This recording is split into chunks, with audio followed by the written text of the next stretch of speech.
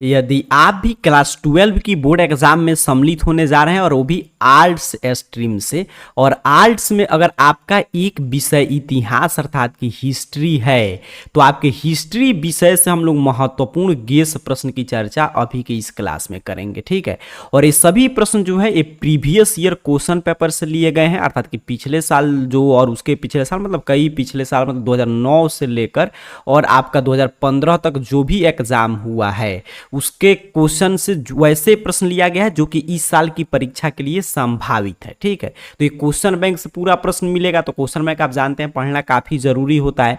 इसके साथ साथ चूंकि ये प्रीवियस ईयर पेपर है तो यहां से खूब सारे प्रश्न आपके इस साल के भी एग्जाम में देखने को मिलेंगे। तो अगर आपका भी इतिहास विषय है तो एक एक प्रश्न का उत्तर दीजिएगा, नहीं मालूम होगा तो जो मैं सही उत्तर बताऊंगा रटते चलेगा। इससे दो तीन बेनिफिट होगा, एक तो आपका प्रीवियस ईयर पेपर पे कमांड हुआ, दूसरा आपको पता चलेगा किस स्तर का प्रश्न पूछता है, किस पार्ट से किस रूप में प्रश्न पूछा जाता है, और तीसरा सबसे महत्वपूर्ण बेनिफिट कि आपका स्व मूल्यांकन होगा कि हाँ आपकी तैयारी किस स्तर की है, किस पार्ट से प्रश्न आ रहा है तो आप जवाब दे पा रहे हैं, कहां से प्रश्न आ रहा है तो आपसे नहीं बन पा रहा है। तो एक एक प्रश्न को ध्यान से बारीकी से सीखिएगा, समझिएगा, और जो कभी भी क्लास को देखे जो भी प्रश्न आ रहा है उसका उत्तर दीजिएगा।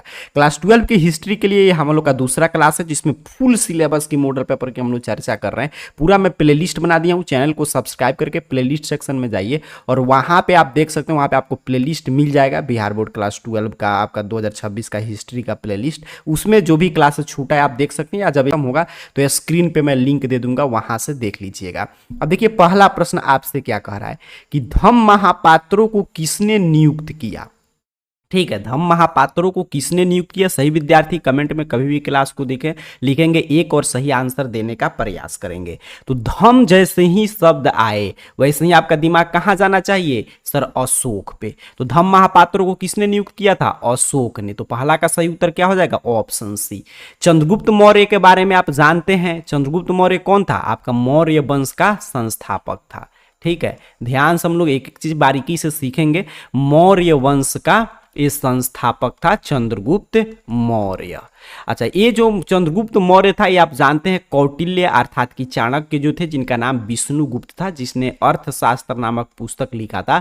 और अर्थशास्त्र में किस वंश की जानकारी है, मौर्य वंश की। तो उसी के सहायता से ये मौर्य वंश का संस्थापक बनता है, मतलब कि आपका जो उसके पहले चला आ रहा था नंद वंश, कौन सा वंश था इसके पहले, नंद वंश, उसका जो आपका अंतिम नंद वंश का संस्थापक पूछे आपसे तो महापद्मानंद था, और अंतिम शासक पूछे तो घानानंद था। तो घानानंद के समय सिकंदर वगैरह का आक्रमण होता है, तो आपका घानानंद को पराजित करके और उसके बाद एक कौन सा वंश की स्थापना हुआ, मतलब नंद वंश के बाद आता है चंद्रगुप्त मौर्य का मौर्य वंश। तो इसका संस्थापक था।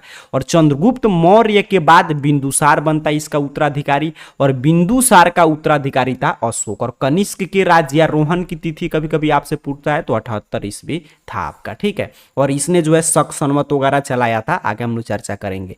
फिलहाल धम्म महापात्रों को किसने नियुक्त किया था, तो अशोक ने, आपने समझा। चलिए आगे बढ़ते, और बाकी सभी जो प्रश्न इसके इर्द गिर्द पूछे जा सकते हैं वो भी मैंने डिटेल में समझा दिया। तो ध्यान से चीजें बारीकी से सीखते और समझते चलिएगा। चैनल को सब्सक्राइब करके रखिए एग्जाम तक। और इसके साथ साथ आपको कौन सा क्लासेस कब आता है सभी जानकारी चाहिए तो लिंक डिस्क्रिप्शन बॉक्स में देखिएगा, मिल जाएगा आपको व्हाट्सअप ग्रुप का, फिर टेलीग्राम वगैरह पे भी इस चैनल का नाम AR कैरियर पॉइंट सही से स्पेलिंग टाइप करके आप ज्वाइन हो सकते हैं। और फेसबुक इंस्टाग्राम हर एक जगह आप जुड़ जाइएगा, इस चैनल के जो भी सोशल मीडिया हैंडल है उसे सबका लिंक डिस्क्रिप्शन बॉक्स में मिल जाएगा, या कहीं पे भी ये नाम आप सर्च करेंगे तो वहां पे आपको मिल जाएगा सभी सोशल मीडिया हैंडल, तो वहां से आप ज्वाइन हो सकते हैं। चलिए अगला प्रश्न देखते हैं। अगला प्रश्न है कि त्रिपिटक साहित्य है। त्रिपिटक किस मतलब कि धर्म का साहित्य है। तो देखिए अगर आप बौद्ध धर्म के बारे में पढ़े होंगे, बौद्ध धर्म के बारे में, तो बौद्ध धर्म का साहित्य था त्रिपिटक। तीन पिटक था बौद्ध धर्म का, तो इसका सही उत्तर क्या हो जाएगा आपका ऑप्शन बी। अब यहां पे मैं कुछ चीजें आपको डिटेल में समझा दे रहा हूं जहां से प्रश्न बन सकता है। तो त्रिपिटक में पहला था क्या आपका, तो पहला था हमारा अभिधम्म पिटक। ठीक है, पहला नहीं था, मैं नंबर से नहीं, ऐसे नंबर से ही मैं पूरा आपको लिख के समझा दे रहा था कि कहीं पे कोई कंफ्यूजन नहीं। यहाँ पे ध्यान से सीखिए। पहला नंबर हमारा था विनय पिटक। ठीक है, विनय पिटक था। फिर अपना क्या था, तो त्रिपिटक में एक हो गया विनय पिटक। फिर दूसरा था हमारा सूत पिटक, सूत पिटक था अपना। फिर तीसरा था अभिधम्म पिटक। क्या था, अभिधम्म पिटक। ठीक है, अभिधम्म पिटक।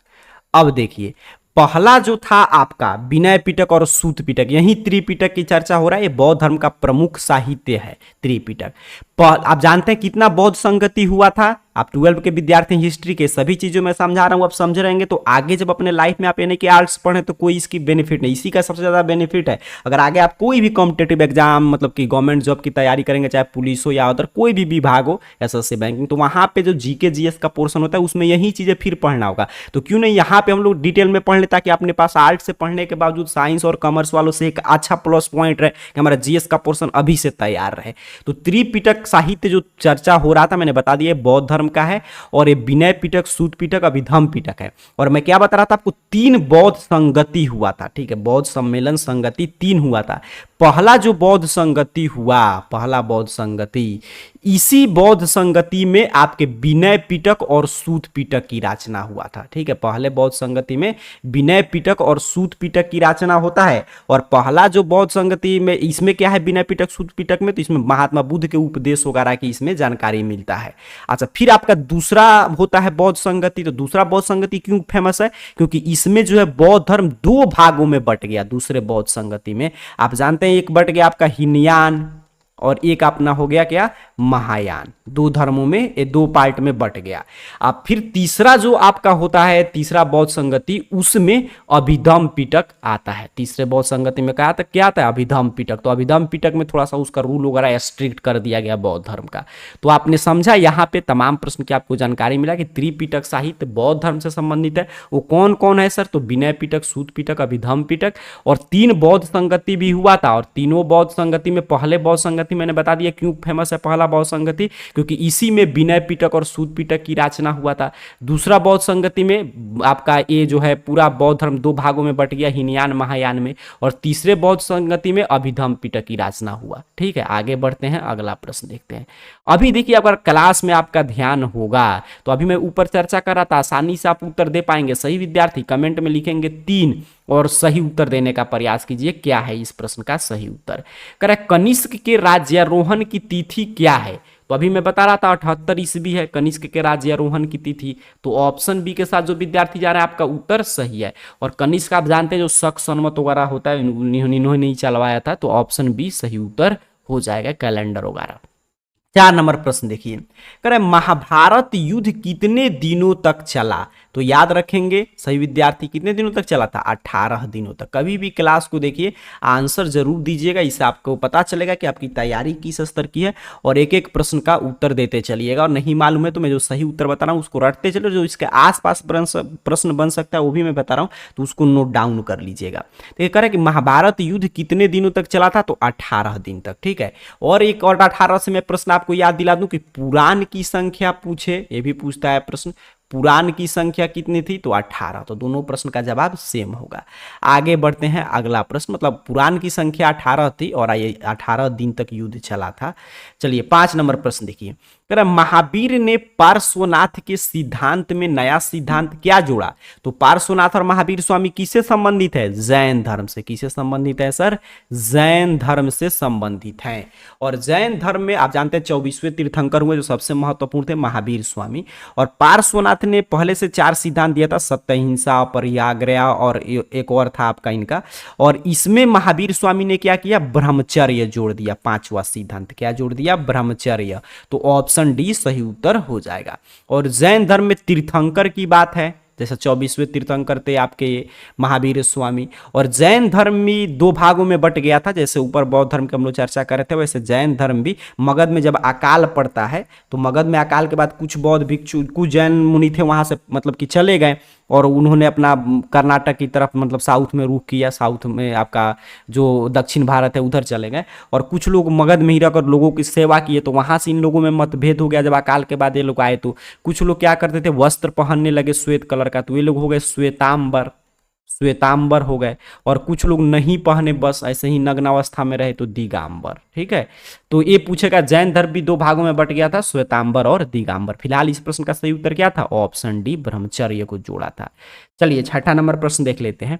करे पुर्तगालियों ने गोवा पर कब अधिकार किया?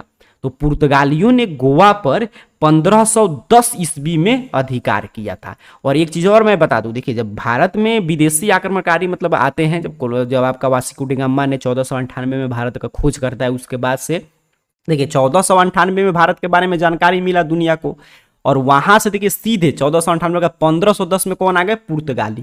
तो सबसे पहले कोई आया भारत में, आपका किसी शहर पे अधिकार किया, तो कौन थे? पुर्तगाली थे। और सबसे लास्ट में यहीं गए, अंग्रेज के भी बाद में ये लोग गए, पुर्तगाली गोवा पर इनको खदेड़ना पड़ा। तो इसका सही उत्तर फिलहाल आपने समझा कि कब आए थे? 1510 में। ऑप्शन बी सही उत्तर हो जाएगा। अब देखिए पुर्तगालियों का, जब पुर्तगालियों ने गोवा पर अधिकार किया तो इसका एक सेनापति था पुर्तगालियों का, जिसका नाम था अफांसो, अफांसो डी अल्बुकर्क। ठीक है, अल्बुकर्क, इस तरह इसका नाम था, शायद इसी से मिलता जुलता। तो अल्फांसो डी जो था, यही जब इसका जब पुर्तगाली लोगों का नेतृत्व कर रहा था, तो यही अल्फांसो डी से लड़ाई होता है किसमें? बीजापुर के आदिल शाह से। ठीक है, बीजापुर के शासक था आदिल शाह, आप नाम सुने होंगे, आदिल शाह। अच्छा से पढ़ना चाहिए क्योंकि 12 में अंतिम होता है हिस्ट्री, इसमें अच्छा से आप पढ़ लिए तो आगे आप इसके बाद कोई भी एग्जाम देंगे ना तो इससे बाहर कोई प्रश्न, न कि सिर्फ 12 का तो आपका कमांड हो ही रहा है, लेकिन आगे आप जाएंगे, अगर आगे आपको इच्छा होता है गवर्नमेंट जॉब वगैरह की तैयारी करना, तो वहां पे समझिए आपका पूरा हिस्ट्री का पोर्शन तैयार है। तो इसलिए आपको यहां पे ध्यान से समझिएगा। तो अल्फांसो डी अल्बुकर्क था, इसने बीजापुर के आदिल शाह से युद्ध होता है और इसी से जीता इसने गोवा। बीजापुर के आदिल शाह का मतलब कि गोवा पे आधिपत्य था, तो इसी से इसने गोवा जीत लिया 1510 ईस्वी में। ठीक है, ऑप्शन बी सही उत्तर। और कुछ मैंने क्या बताया कि पुर्तगाली ही सबसे पहले आए थे और सबसे लास्ट में भी गए। चलिए आगे बढ़ते हैं। कह रहा सहायक संधि की नीति को किसने कार्यान्वित किया? तो किसने कार्यान्वित किया? वेलेस्ली ने। किसने किया था? वेलेस्ली ने। ऑप्शन सी सही उत्तर हो जाएगा। ध्यान से देखते चलिएगा, समझते चलिएगा और रटते चलिएगा। आगे बढ़ें, अगला प्रश्न। जहां पे समझाने वाला है वहां पे चीजें मैं खुद बता दे रहा हूं। अब सहायक नीति को ये तो कई बार पूछा गया प्रश्न, ऐसे आज का जो भी प्रश्न आप देख रहे हैं ना, सारा प्रश्न प्रीवियस ईयर पेपर से ही लिया गया है, तो काफी महत्वपूर्ण, यहाँ से खूब प्रश्न रिपीट करेगा।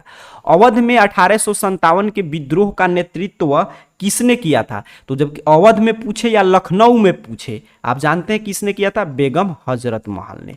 ऑप्शन सी सही उत्तर है आपके 8 नंबर प्रश्न का, बेगम हजरत महल। और लखनऊ भी पूछता तभी आपको यही उत्तर करना था।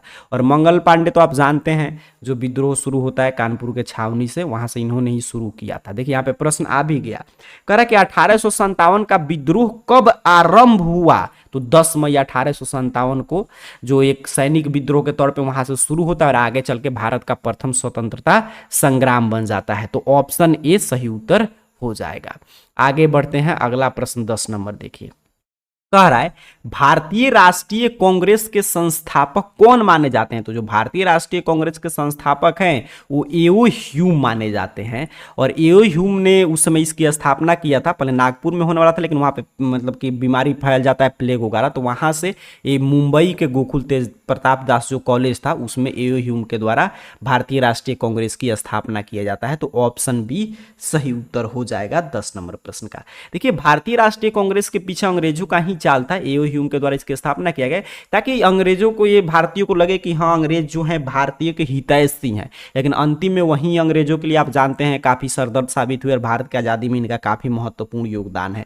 आगे बढ़ते हैं, फिलहाल अगला प्रश्न देख लेते हैं। 11 नंबर क्या कह रहा है? कह रहा है प्रश्न, विजयनगर साम्राज्य की स्थापना किसने की? तो विजयनगर साम्राज्य की स्थापना हरिहर और बुक्का नामक 2 भाइयों ने किया था। बहुआ टाइप प्रश्न है, ऑप्शन ए के साथ जाएंगे, बिल्कुल रटते चलिएगा। अगला प्रश्न देखिए 12 नंबर, कह रहा उत्तर भारत में भक्ति आंदोलन का आरंभ किस संत ने किया? तो उत्तर भारत में भक्ति आंदोलन के जनक माने जाते हैं रामानंद। कौन माने जाते हैं सर? रामानंद। तो ऑप्शन सी याद रखेंगे, सभी फैक्ट्स है आपको याद रखने की जरूरत है। चलिए 13 नंबर प्रश्न देख लेते हैं। कह रहा है आपसे 13 नंबर प्रश्न कि कैप्टन हॉकिंस किस मुगल शासक के दरबार में आया था? तो कैप्टन हॉकिंस आप जानते हैं जहांगीर के शासनकाल में आता है। किसके शासनकाल में आता है? जहांगीर के। तो ऑप्शन बी याद रखेंगे।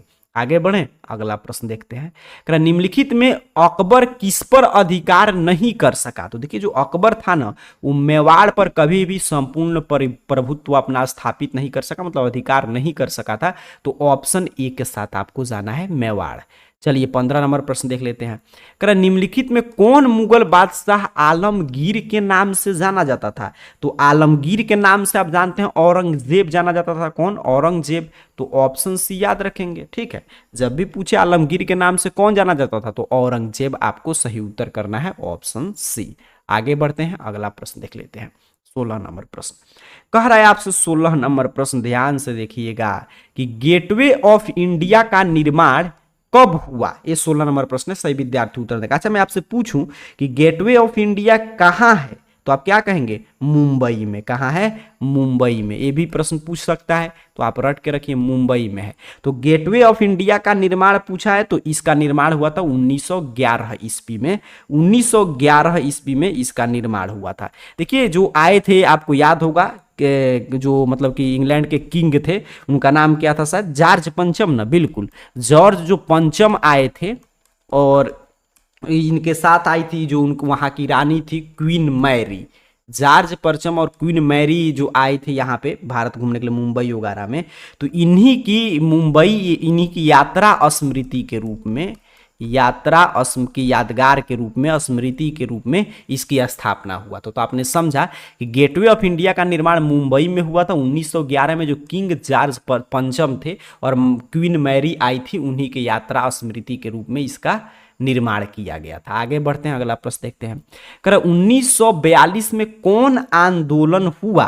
तो 1942 में आप जानते हैं कौन आंदोलन होता है? भारत छोड़ो आंदोलन। बिल्कुल, ऑप्शन डी सही उत्तर हो जाता है, हो जाएगा इस प्रश्न का। और भारत छोड़ो आंदोलन से ही आप जानते हैं अंतिम आंदोलन था गांधी जी के द्वारा चलाया गया, जिसके माध्यम से हमारा देश को आज़ादी मिल जाता है। तो 17 का फिलहाल ऑप्शन डी सही उत्तर है।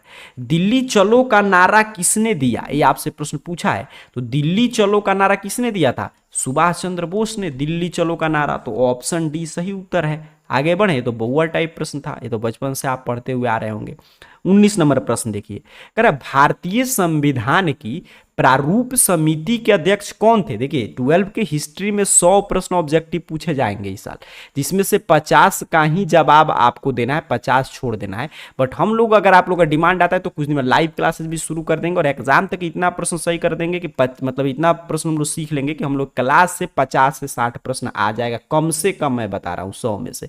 तो अपने को कितना बनाना है? 50। तो आसानी से 50 ऑब्जेक्टिव सही हो जाएगा। आप लोग का डिमांड आएगा तो इसका सब्जेक्टिव भी हम लोग पढ़ लेंगे, या और किसी सब्जेक्ट का आर्ट्स में आप क्लास चाहते हैं तो आप नीचे कमेंट बॉक्स में बता सकते हैं। चलिए चैनल को सब्सक्राइब करके जरूर रखिएगा। और मैंने बता दिया कौन सा क्लासेस कब आता है, या पीडीएफ नोट्स वगैरह कुछ भी चाहिए तो डिस्क्रिप्शन बॉक्स में चेक कीजिएगा, या टेलीग्राम, इंस्टाग्राम, व्हाट्सअप कुछ भी आप यूज करते होंगे तो वहाँ पे AR कैरियर पॉइंट सर्च करके ज्वाइन हो सकते हैं, या सबका लिंक डिस्क्रिप्शन बॉक्स में मिल जाता है, तो वहाँ पे क्लिक करके जुड़ जाइएगा।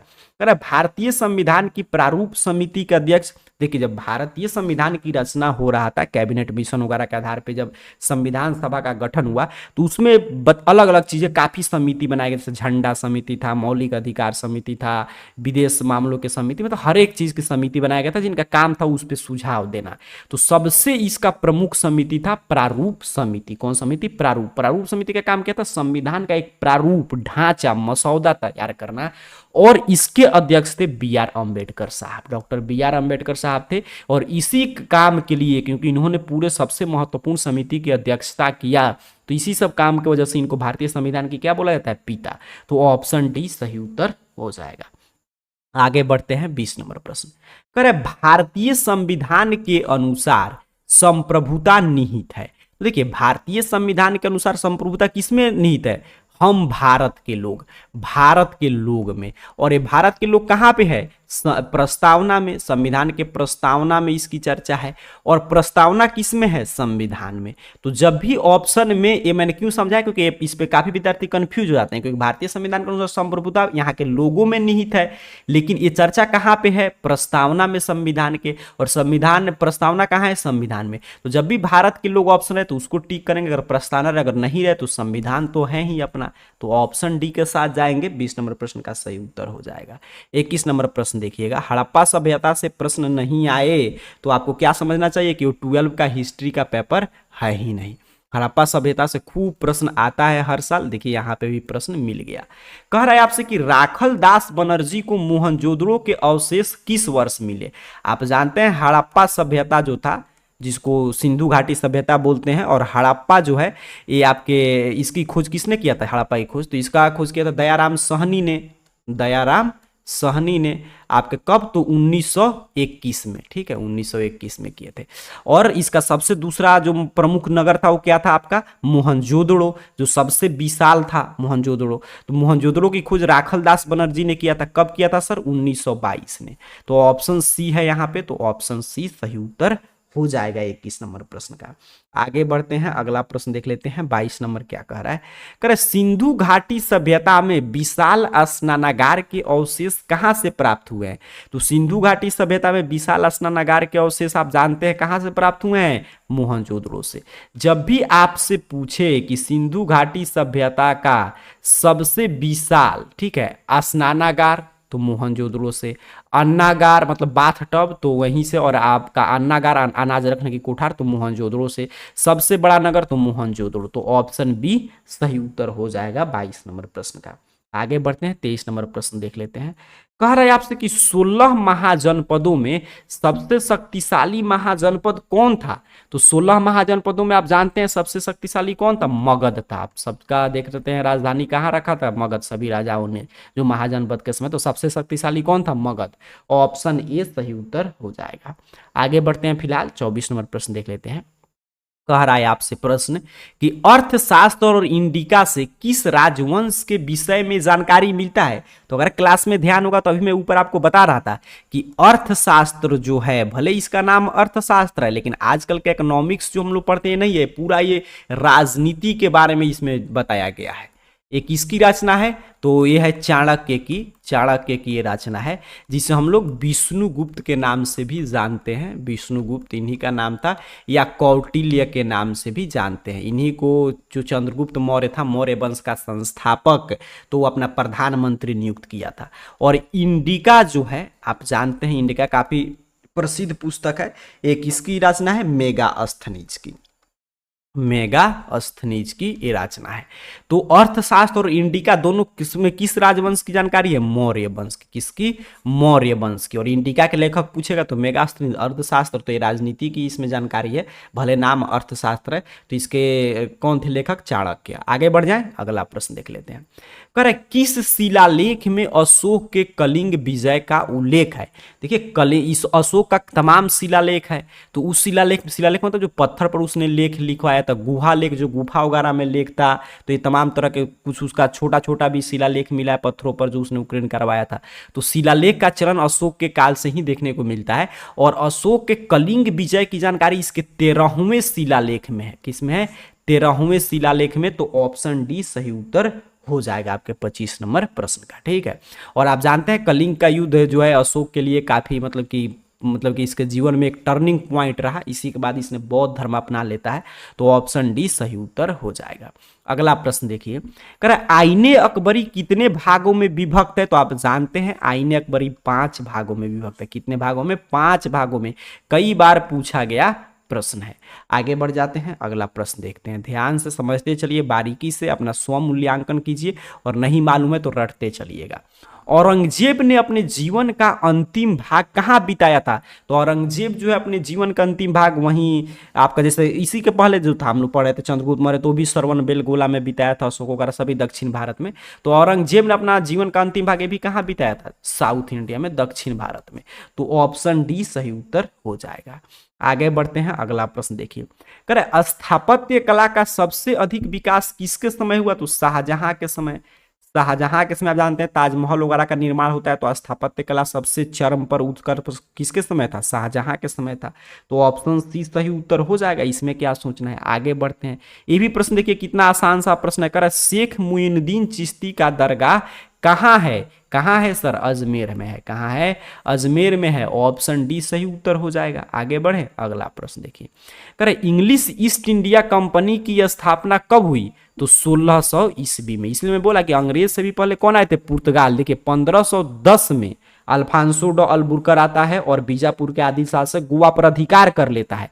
और एक ईस्ट इंडिया कंपनी ही कब बनता है, 1600 में। और उसके बाद ये महारानी विक्टोरिया का एक पत्र लेकर आता है यहाँ पे व्यापार वगैरह करने के लिए। तो ऑप्शन ए सही उत्तर हो जाएगा। और एक व्यापारिक कंपनी जानते हैं पूरे भारतवर्ष को गुलाम कर लेता है धीरे धीरे, 200 वर्षों तक इनका लगभग शासनकाल रहा। किस भारतीय शासक को नेपोलियन की संज्ञा दी गई है? तो भारत का नेपोलियन किसे कहते हैं? समुद्रगुप्त को। समुद्रगुप्त को, ऑप्शन सी सही उत्तर हो जाएगा 31 नंबर प्रश्न का। आगे बढ़ते हैं 32 नंबर प्रश्न। कह रहे आपसे कि एलोरा के कैलाश मंदिर का निर्माण किस राजवंश ने किया था? तो रट जाएंगे सर, राष्ट्रकूट ने किया था। किसने किया था? राष्ट्रकूट ने। ऑप्शन डी 32 का सही उत्तर हो जाएगा। 33 नंबर प्रश्न देखिए, कह रहे स्तूप का संबंध किस धर्म से है? तो स्तूप का संबंध आप जानते हैं, स्तूप का निर्माण किस में होता है? बौद्ध धर्म में, जिसकी चर्चा हम लोग अभी ऊपर कर रहे थे। तो ऑप्शन ए सही उत्तर है 33 का। आगे बढ़ते हैं 34 नंबर प्रश्न। कह रहे अल बिरूनी किसके साथ भारत आया था? तो अल बिरूनी जो था वो मोहम्मद गजनवी के साथ भारत आया था अल बिरूनी। तो ऑप्शन बी के साथ जो विद्यार्थी जा रहे हैं उनका उत्तर बिल्कुल सही है। आगे बढ़ते हैं, अगला प्रश्न देख लेते हैं। कह रहे आपसे कि इब्न बतूता किस देश का निवासी था? तो इब्न बतूता मोरक्को का था। कहाँ का था? मोरक्को का। ऑप्शन सी सही उत्तर है 35 का। आगे बढ़ जाते हैं, सब फैक्ट से आपको याद रखने की आवश्यकता है। चलिए आगे बढ़ते हैं, 36 नंबर प्रश्न देख लेते हैं क्या कह रहा है। प्रश्न ए रहा, कह रहा है मुस्लिम लीग की स्थापना किस वर्ष हुई थी? तो मुस्लिम लीग की स्थापना जो हुआ था 1906 में हुआ था। ऑप्शन बी सही उत्तर हो जाएगा। भारतीय राष्ट्रीय कांग्रेस का 1885 में और ये मुस्लिम लीग 1906 में। तो 1906 में कब हुआ था? तो 30 दिसंबर को। ठीक है, मैं बता दे रहा हूँ यहाँ पे 30 दिसंबर 1906 को मुस्लिम लीग की स्थापना हुआ था। ढाका उस समय शहर था, अब तो बांग्लादेश की राजधानी हो गया बांग्लादेश। उस समय तो भारत बहुत बड़ा था, उसमें आप जानते हैं पाकिस्तान वगैरह की बंटवारा नहीं हुआ। जब पाकिस्तान ही नहीं बना था तो बांग्लादेश कैसे बन जाएगा? तो 30 दिसंबर 1906 को बांग्लादेश के उस समय ढाका, सब तो राजधानी है ढाका। आगे बढ़ते हैं, अगला प्रश्न देख लेते हैं 37 नंबर। कह रहा है जालियांवाला बाग हत्याकांड किस वर्ष हुआ? तो 13 अप्रैल 1919 की घटना है जालियांवाला बाग हत्याकांड, आप जानते हैं। तो ऑप्शन ए सही उत्तर है 37 का। आप इसमें जो वाला आया था आपका रॉलेट एक्ट, जिसे काला कानून भी कहा गया था, इसी के विरुद्ध में अमृतसर के जालियांवाला बाग के एक पार्क है, वहीं पे आपका ये सभी सभा वगैरह शांतिपूर्ण ढंग से चल रहा था। तो वहीं पे किचलू वगैरह की गिरफ्तारी के लिए एक जनरल डायर आता है और वहाँ पे अंधाधुंध लोगों पे गोली चलाता है। काफी क्रूरपूर्ण घटना रहा भारतीय इतिहास में अंग्रेजों के शासन के समय। और जालियांवाला बाग जो हत्याकांड हुआ, इसके विरोध में आप जानते हैं गांधी जी ने कैसरे हिंद की उपाधि त्याग कर दी थी। रविंद्रनाथ टैगोर ने आपका नाइट वगैरह की उपाधि, काफी लोगों ने काफी तरह की उपाधियां छोड़ी। चलिए अगला प्रश्न देख लेते हैं। कह रहा है डांडी किस राज्य में है? तो डांडी आप जानते हैं काफी प्रमुख है, क्योंकि जो सविनय अवज्ञा आंदोलन की शुरुआत होता है, सविनय अवज्ञा आंदोलन। तो सविनय अवज्ञा आंदोलन की शुरुआत इसी से होता है, डांडी यात्रा से। गांधी जी अपने 78 अनुयायियों के साथ निकलते हैं और जाते हैं अपने साबरमती आश्रम से, गुजरात में है, गुजरात में डांडी है। तो यहीं पे समुद्र किनारे अपना नमक वगैरह बनाकर नमक कानून का उल्लंघन करते हैं और सविनय अवज्ञा आंदोलन की शुरुआत हो जाता है। तो ऑप्शन सी सही उत्तर हो जाएगा आपके 38 नंबर प्रश्न का। आगे बढ़े, अगला प्रश्न देखिए। कह रहा है आपसे कि पूना समझौता किस वर्ष हुआ था? 39 नंबर प्रश्न है। तो पूना समझौता 1932 में हुआ था। तो ऑप्शन ए सही उत्तर हो जाएगा। यहाँ पे मैं आपको बता दूं कि ये 24 सितंबर 1932 को हुआ था। किसके किसके बीच हुआ था? तो महात्मा गांधी जी के बीच और आपके अंबेडकर जी के बीच में हुआ था। अंबेडकर जी के बीच में हुआ था, ठीक है। और ये कहाँ हुआ था? तो उसमें गांधी जी थे, आपका सविनय अवज्ञा आंदोलन 1930 में चला था, उसी में इनका गिरफ्तारी वगैरह हुआ था। और ये थे पुणे के आपके क्या था, यरवदा सेंट्रल जेल ना, बिल्कुल यरवदा एक था सेंट्रल जेल, उसी में अंबेडकर साहब जाते हैं और ये आपका उन दोनों के बीच में समझौता होता है, पूना समझौता। आगे बढ़ते हैं, अगला प्रश्न देख लेते हैं। आपके स्क्रीन पे ए रहा। निम्नलिखित में किसका प्रकाशन अब्दुल कलाम ने किया था? तो आप जानते हैं अल हिलाल का जो प्रकाशन मतलब कि किए थे, कौन थे प्रकाशक? तो अब्दुल कलाम आजाद। और यंग इंडिया का पूछेगा तो गांधी जी थे, ये भी प्रश्न पूछता है तो गांधी जी थे। चलिए आगे बढ़ते हैं, अगला प्रश्न देख लेते हैं। सविनय अवज्ञा आंदोलन किसने प्रारंभ किया? तो अभी ऊपर चर्चा हम लोग कर रहे थे, किसने किया था? गांधी जी ने। वहीं आपके जो दांडी यात्रा से इसी की शुरुआत हुआ था। तो ऑप्शन ए सही उत्तर हो जाएगा। आगे बढ़ते हैं, 42 नंबर प्रश्न देख लेते हैं। कह रहे सविनय अवज्ञा आंदोलन का आरंभ कब हुआ? देखिए कितना प्रश्न आया सविनय अवज्ञा आंदोलन से। तो सविनय अवज्ञा आंदोलन की शुरुआत 1930 में होता था, एक ही ऑप्शन है 12 मार्च 1930, तो ऑप्शन बी के साथ जाएंगे। आगे बढ़े, अगला प्रश्न देख लेते हैं। कह रहा है दांडी मार्च के साथ किस आंदोलन की शुरुआत हुआ? तो वही बात है, कितना विस्तार से ऊपर हम लोग समझ रहे थे, सविनय अवज्ञा आंदोलन की शुरुआत होता है। कैबिनेट मिशन का गठन कब हुआ? ये आपसे 44 पे प्रश्न है। तो कैबिनेट मिशन का गठन होता है 1946 में, इसका नाम ही था कैबिनेट मिशन 1946। देखिए इसके पीछे पहले आया था क्रिप्स मिशन।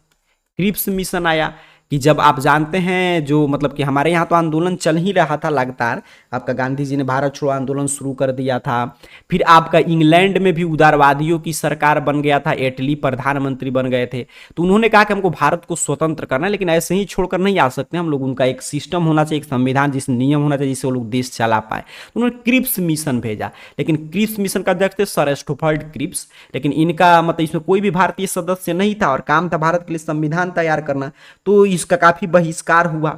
और उसके बाद आता है कैबिनेट मिशन 1946, इसी के अनुसार संविधान सभा का गठन हुआ, भारतीय संविधान सभा का, और जिन्होंने हमारा संविधान वगैरह तैयार किया। कैबिनेट मिशन के अध्यक्ष कौन थे? तो पैथिक लॉरेंस इसके अध्यक्ष थे, ठीक है। क्रिप्स मिशन के थे एस्टोफर्ड क्रिप्स। तो ऑप्शन सी 45 का सही उत्तर है। 46 नंबर प्रश्न है कि शिमला सम्मेलन कब हुआ था? तो शिमला सम्मेलन जो है 1945 में हुआ था शिमला में, तो ऑप्शन बी सही उत्तर हो जाएगा आपके 46 नंबर प्रश्न का। 47 नंबर प्रश्न देखें तो कह रहा है सिंधु घाटी के निवासियों को किस धातु का ज्ञान नहीं था? तो लोहा का। लोहा का प्रयोग का कोई भी साक्ष्य नहीं मिला है, सिंधु घाटी के निवासियों को लोहा का ज्ञान नहीं था। वहीं हड़प्पा सभ्यता की बात कर रहा है, तो ऑप्शन सी सही उत्तर हो जाएगा। हड़प्पा सभ्यता किस युग की सभ्यता थी? आप जानते हैं बउआ टाइप प्रश्न है, कांस्य युगीन सभ्यता थी, तो ऑप्शन सी सही उत्तर हो जाएगा। इंडिका किसकी रचना है? तो क्लास में ध्यान होगा, तो अभी मैं बता रहा था मेगास्थनीज की रचना है इंडिका, मौर्य वंश से जो संबंधित है। आगे बढ़ते हैं, 50 नंबर प्रश्न कह रहा है निम्न में से कौन महिला संत थी? तो मीरा, अंडाल, कराइकल सभी थी महिला संत, तो ऑप्शन डी सही उत्तर है। तो आज के क्लास को मैं यहीं पे रोकता हूं। 50 में से आपका कुल कितना प्रश्न सही हुआ नीचे कमेंट बॉक्स में जरूर बताइएगा कि टोटल 50 में से आपका कुल कितना प्रश्न सही हुआ, को अपने नाम के साथ जरूर बताइएगा। आगे कोई विषय का क्लास चाहते हैं आप कमेंट बॉक्स में बताइएगा। इसके साथ साथ आप कहीं पे भी टेलीग्राम यूज करते होंगे, व्हाट्सअप ग्रुप, व्हाट्सअप चैनल या आपका फेसबुक, इंस्टाग्राम, कुछ भी, हर जगह ये नाम AR कैरियर पॉइंट सर्च करके ज्वाइन हो जाइए, लिंक डिस्क्रिप्शन बॉक्स में मिल जाएगा, वहां पे ज्वाइन हो जाइए। चैनल को सब्सक्राइब करके रखिए, जो भी क्लास जाएगा कीजिए, और कोई क्लास चाहिए तो नीचे कमेंट बॉक्स में जरूर लिखिएगा और कितना सही हुआ ये जरूर बताइएगा। मिलते हैं अगले क्लास में, तब तक के लिए पढ़ाई करते रहिए। आप सभी को बहुत बहुत धन्यवाद।